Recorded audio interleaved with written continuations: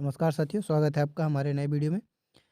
इस वीडियो में हम जानने वाले हैं राम जन्मभूमि की सत्यता के बारे में। हमारे पास है सच्ची रामायण पुस्तक सुमेघ अग्रवाल की, जिसे सुमेघ अग्रवाल ने जो स्वामी पेरियार की जो रामायण थी, सच्ची रामायण, उसको लिखा है श्री सुमेघ अग्रवाल जी ने। और पहले हम वीडियो बना चुके हैं जो ललई सिंह यादव जी की सच्ची रामायण है, उसके बारे में हम वीडियो बना चुके हैं। अगर आपने नहीं देखे तो जा करके देख लीजिएगा वीडियो, आपको चैनल में मिल जाएगा। आप प्लेलिस्ट पर जाएंगे, वहाँ से पूरी प्लेलिस्ट आपको मिल जाएंगी। इसकी अलग से प्लेलिस्ट है जो सुमेघ अग्रवाल जी ने लिखी है, और जो ललई सिंह यादव जी ने लिखी है उसकी अलग प्लेलिस्ट है। तो दोनों आप देख सकते हैं। दोनों दोनों ने जो रामायण लिखी है, सच्ची रामायण, वो पेरियार जी की रामायण से ही लिखी है दोनों ने। तो उसमें कुछ खास अंतर नहीं है, बस थोड़ा सा डिफरेंस है। उन्होंने जो है, ललई सिंह यादव जी ने एक तरफ से बताया था, और यहाँ पर सॉरी, ललई सिंह यादव जी ने जो रामायण के पात्र थे उनके हिसाब से बनाए थे क्रम बाई क्रम, और जो सुमेघ अग्रवाल ने जी जो लिखी है वो रामायण के हिसाब से, जैसे बालकांड, फिर जो जितने भी कांड आते गए हैं, बालकांड, अयोध्या कांड, जितने भी, मतलब क्रमशः जो भी कांड है उनके हिसाब से बना लिखा है उन्होंने। चलिए देखते हैं राम जन्मभूमि के बारे में सुमेघ अग्रवाल जी ने क्या लिखा है। लिखते हैं, जितनी भी सभ्यताएं विकसित हुई हैं वे नदियों और घने जंगलों के किनारे ही विकसित हुई हैं। उस समय मनुष्य खाने और पीने के लिए प्राकृतिक स्रोतों पर निर्भर रहता था। गंधर्वों का गांधार देश, यानी गंधर्वों का गांधार देश जो है, सिंधु घाटी सभ्यता में सिंधु नदी के दोनों किनारों पर विकसित हुआ था। गंधर्वों के गांधार की पुष्टि ऋग्वेद, रामायण एवं महाभारत से होती है। दशरथ द्वारा किए गए अश्वमेध यज्ञ में उनकी ससुराल सिंधु घाटी के कई राजाओं का वर्णन आया है। वाल्मीकि रामायण में ये लिखा गया है। ये जो स्वामी पेरियार ने लिखी थी वो वाल्मीकि रामायण के ही ऊपर लिखी हुई थी, सच्ची रामायण, तमिल भाषा में। फिर उसको हिंदी भाषा में सुमेघ अग्रवाल ने लिखा है। तो ये जितने भी तथ्य हैं ये वाल्मीकि रामायण से ही दिए गए हैं।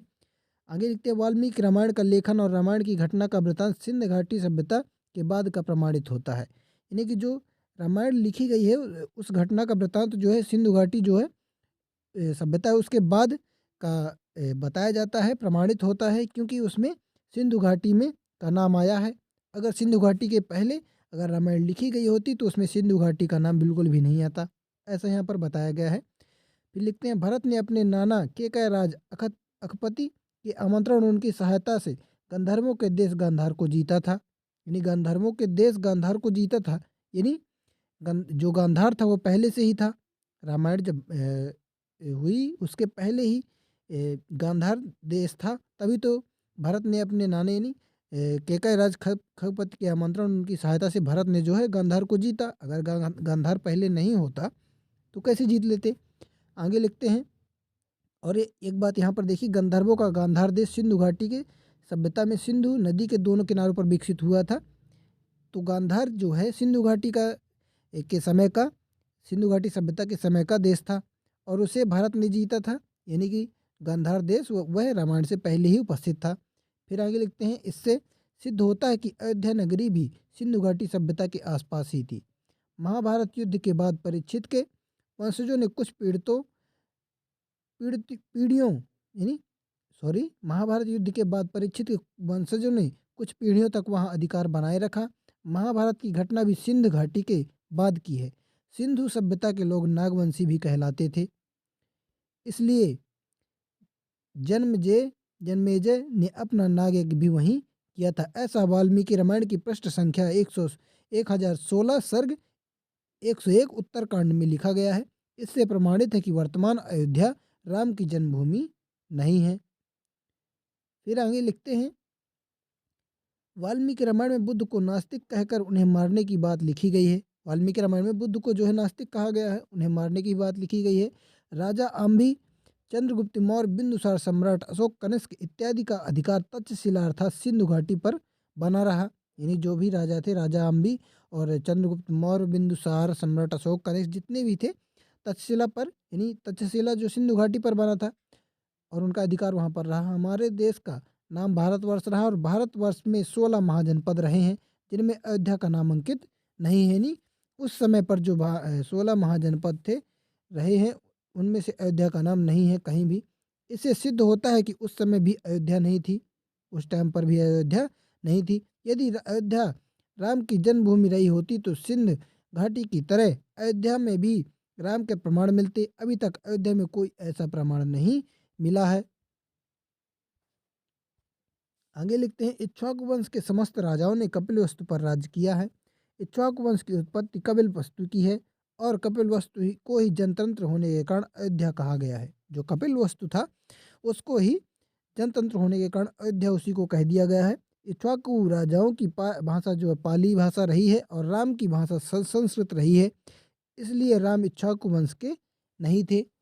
भारत वर्ष में आम लोगों की जानकारी के लिए जितने भी प्राचीन शिलालेख है उन पर पाली भाषा ही है और संस्कृत नहीं है। भारतवर्ष में जो आम लोगों की जानकारी जितने भी प्राचीन शिलालेख है आज तक के, वो सब पाली भाषा में और प्राकृत भाषा में है, संस्कृत में उनका एक भी शिलालेख नहीं है। इसका तात्पर्य है कि राम की भारतीय लोगों के साथ वार्तालाप काल्पनिक है। राम का भारत में ऐसा कोई भी शिलालेख नहीं है जिसमें राम ने भारतीय जनता को संस्कृत भाषा में कोई संदेश दिया हो। यानी कि जब राम पैदा हुए थे, राम ने जन्म लिया तो उस टाइम पे संस्कृत भाषा चलती थी रामायण के अनुसार। लेकिन उसका जो भी शिलालेखों में कहीं भी वर्णन नहीं है।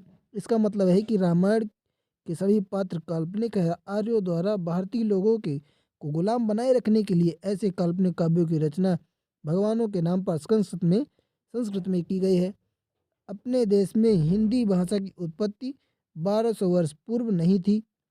जो अपने देश में हिंदी भाषा की उत्पत्ति 1200 वर्ष पूर्व नहीं थी। यदि रामायण के पात्र हिंदी बोलते थे तो रामायण की घटना 1200 वर्ष से अधिक की नहीं है। यानी जो हम भाषा रामायण में बताई जाती है, अगर वो हिंदी बोलते थे तो हिंदी भाषा की उत्पत्ति तो अभी 1200 वर्ष ही हुए हैं। तो अगर हिंदी बोलते थे अगर रामायण के पात्र, तो ये घटना फिर 12 वर्ष से अधिक नहीं है, 1200 वर्ष से अधिक नहीं है। इसका तात्पर्य है कि राम और अयोध्या का 5 लाख वर्ष पूर्व कोई अस्तित्व नहीं था। उक्त वार्तालाप से उस पुष्टि होती है कि मनुष्य की उपस्थिति भारत में 74,000 वर्ष से ही है और वह 10,000 वर्ष पूर्व तक नंगा रहता था। इसलिए 5 लाख वर्ष पूर्व का राम का अस्तित्व बताना एक पाखंड है। 7,000 वर्ष पूर्व सिंध सभ्यता के अतिरिक्त भारत में ऐसी कोई सभ्यता नहीं हुई, विकसित नहीं हुई थी। इसलिए 5 लाख वर्ष पूर्व अयोध्या का अस्तित्व बताना एक पाखंड है। यानी कि जो है मनुष्य की उपस्थिति भारत में बताई जाती है वह 74,000 वर्ष से ही है, इससे पहले की नहीं है। और वह 10,000 वर्ष पूर्व तक ऐसे ही घूमते थे जंगल में, कहीं भी बिना वस्त्र के घूमते रहते थे, यानी 10,000 पूर्व। और इसलिए 5 लाख वर्ष पूर्व जो है राम का अस्तित्व बताया जाता है कि 5 लाख वर्ष पूर्व हुए हैं, तो वह एक पाखंड है। और 7,000 वर्ष पूर्व सिंध सभ्यता के अतिरिक्त, यानी जो 7,000 वर्ष पहले सिंधु सभ्यता थी, सिंधु घाटी सभ्यता, उसके अतिरिक्त भारत में ऐसा कोई भी सभ्यता नहीं विकसित हुई, विकसित नहीं हुई और ना ही किसी सभ्यता के प्रमाण मिले हैं। इसलिए 5 लाख वर्ष पूर्व अयोध्या का अस्तित्व बताना एक पाखंड है। आगे लिखते हैं, विदेशी आर्यों का चित्रण वेदों में किया गया है। वर्तमान में यह प्रमाणित हो चुका कि आर्य लोग यूरोपीय मूल के थे। यानी आर्य लोग जो भारत के नहीं थे, वे यूरोपीय मूल के थे, जो कि विचरण करते हुए मध्य एशिया में आए और मध्य एशिया से उनका आगमन भारत की तरफ हुआ।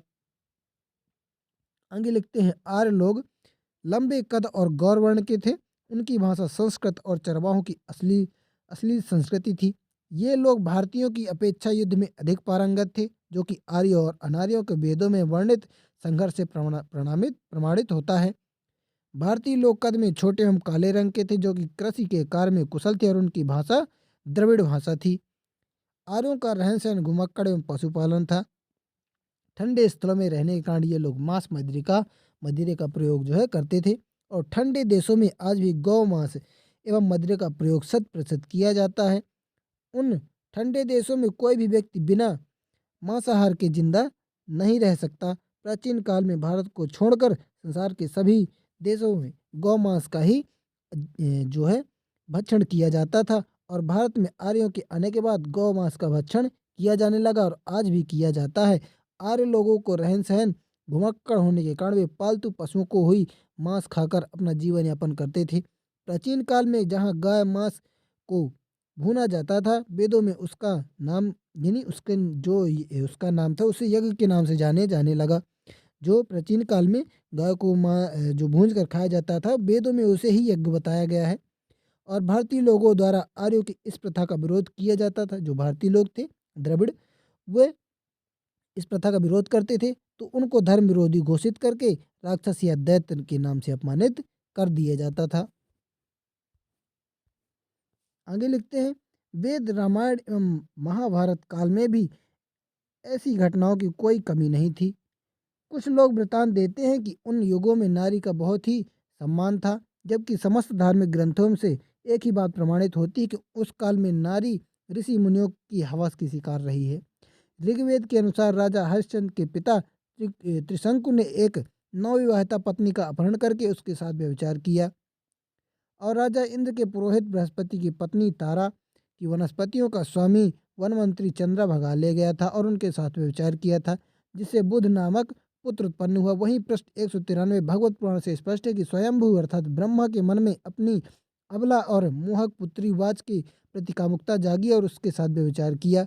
मुनियों और उनके पुत्रों ने अपने पिता के कुकर्म पर उन्हें फटकारा। तुमने ऐसा किया जो तुम से पहले किसी ने नहीं किया, ना तुम्हारे बाद कोई ऐसा करेगा। क्या तुम्हें अपनी पुत्री के विषय भोग करना चाहिए? अपनी पुत्री से अपने उन्माद को क्या तुम रोक नहीं सकते थे? संसार के तुम्हारे जैसे गौरवशाली व्यक्ति के लिए प्रशंसनीय नहीं है। आगे लिखते हैं, यज्ञों में जहाँ एक और भयंकर हत्याकांड होता था, वास्तव में एक प्रकार का उत्सव बन जाता था। भुने हुए मांस के अलावा मादक पदार्थ भी होते थे। लगभग प्रत्येक यज्ञ के बाद जुआ खेला जाता था, और सबसे असाधारण बात यह थी कि इसके साथ ही खुले में संभोग भी होता था। इस प्रकार यज्ञ अयासी के अड्डे बन गए थे। इस प्रकार कोई भी युग रहा हो, अर्थात कोई भी काल रहा हो, हर काल में नारी पुरुष की हवस का शिकार रही है। चाहे वह पुरुष कोई भी योनि का रहा हो, चाहे राजा हो, देवता हो, ऋषि हो या मुनि हो। तो दोस्तों, इस वीडियो में इतना ही। अगले वीडियो में बात करेंगे, हमारा चैप्टर रहेगा चौथा, राम जन्म की गुत्थी, यानी राम जन्म के बारे में बात करेंगे। क्या लिखते हैं सुमेघ अग्रवाल और पेरियार ने क्या लिखा है राम जन्म के बारे में, उसको जानेंगे और समझेंगे। तब तक के लिए धन्यवाद। वीडियो आपको पसंद आए तो वीडियो को लाइक करें और दोस्तों के साथ अपने शेयर करें।